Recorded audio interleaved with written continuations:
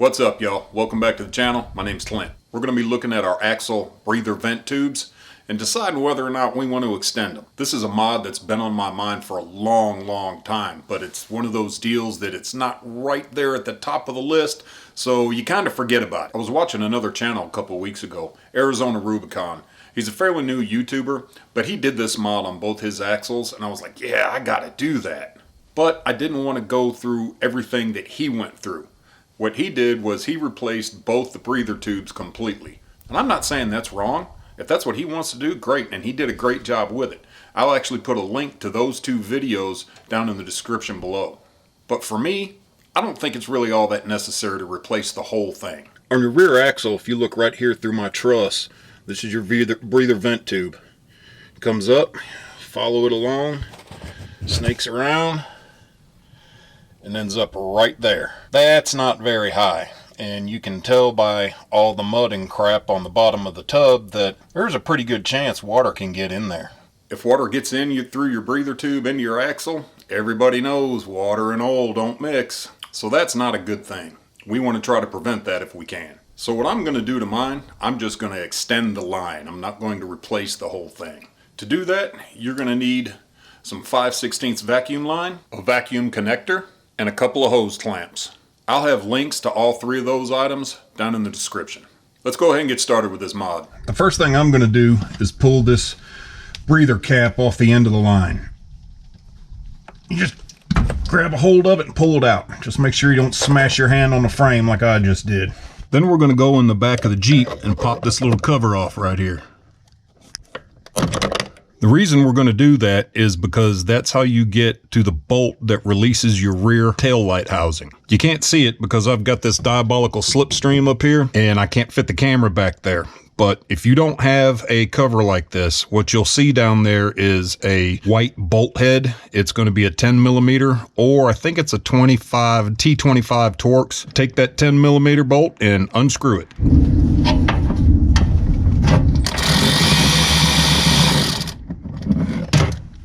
You don't have to pull it all the way out, but I did to show you guys what it looks like. 10mm bolt head plus a Torx. And if you choose to use the Torx, it's a T40. The reason we went to all that trouble is so we can pull this taillight housing off.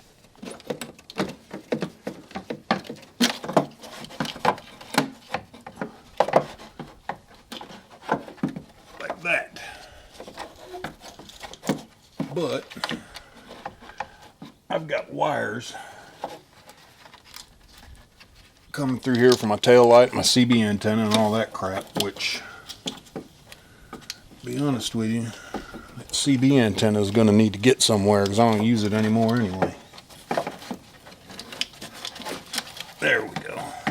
The reason we did all that is so we can feed our new line through that hole right there. So I'm going to leave this line attached here so I don't cut it too short or too long and waste it. I'm gonna run it right through that hole. I know you guys can't see it, but looking through that hole, I can see the top of my rear shock. And I've got a pretty good idea. Actually, AZRubicon did something very similar, except he came up from the inside right here, I believe. If you guys want to check that video to double check me, have at it. But I'm gonna feed that right down through there. Make sure I got plenty of slack. Now you can see the end of the hose is hanging out from under the inside of the Jeep, so that's what we want. Okay, underneath the Jeep, here's the line. I'm gonna run it up over the shock and then down on top of the frame and right along here. All right, I got my hose run up over top of the shock tower, over top of the frame, and it's going to fit right there just like that. So I'm going to put my hose clamps on there and my connector, and we'll get this dude hooked up. All right, got it all hooked up here. 2 hose clamps, connector, the new line running through. I think that's going to be good. Now I just got to tidy up the top, figure out how I'm going to do that. Okay, so once you've got the other end of the line all connected, routed the way you want to, all you really got to do is cut it to length, which I've done. Put your breather cap on the end, which I've seemed to have misplaced somehow, and decide how you're going to route it. What I'm going to do, you see these tabs right here on the end between the outer body and the inside of the tub.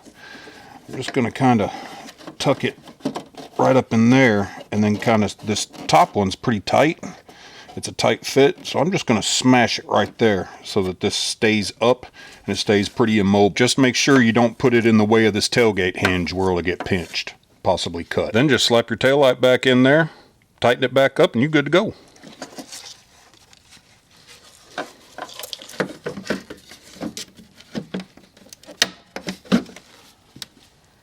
Alright, on the front, your breather tube is right here on the driver's side of the axle. Runs around and up, comes up the outside of the frame and up into the engine compartment. Once you follow it up inside the engine compartment, if you look right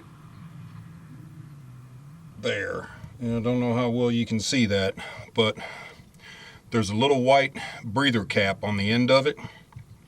That's your breather line for the front. So for the front, I don't really feel like it's necessary in my particular situation to extend that breather line. The problem that AZRubicon was having was he had it out on the trails, had it fully flexed out, had the driver's side at full droop. He was looking at it, and that vent tube was stretched and completely maxed out. That's not a good thing, and he did the right thing by extending it and giving himself some more slack in there to allow for that articulation. In my situation, I don't think it's necessary. I'm on a 2.5 inch lift and he's on a 3.5 inch lift. We're both on 37s, I believe. I got my bump stops at the right height. He may not even be running bump stops. I don't know. I've got some friends out in New Mexico that ain't running bump stops, but hey, you do you, boo. Not running a bump stop will give you more articulation. It'll allow your axle to travel further, but you have to take everything into consideration. You got to make sure your brake lines, your ABS lines, your breather tubes, you got to make sure all those lines have enough slack in them to accept all that articulation. Is extending the breather lines a have-to mod? No, just depends on your particular situation, where you wheel, and the type of stuff you do. The problem is if you're out riding a trail somewhere or you're someplace new that you've never been, you don't know what you're going to run into. You don't ever know when you're going to come around the corner, bam, there's a water obstacle. You don't know how deep it is. You've never been there before. So in my opinion, it's better to be safe than sorry. But like I said, for the front, I feel like the front is high enough for me, and it's also pointed up. Where the rear was perpendicular to the ground, the front one is completely vertical. So in my opinion, that really helps a lot and helped make my decision whether or not I was going to extend it. I may extend it in the future, but for right now, I'm not going to. Hope you guys like this video. Remember to like, comment, subscribe, and share. Till the next time, keep the shiny side up. Jeep on. It's Beer 30.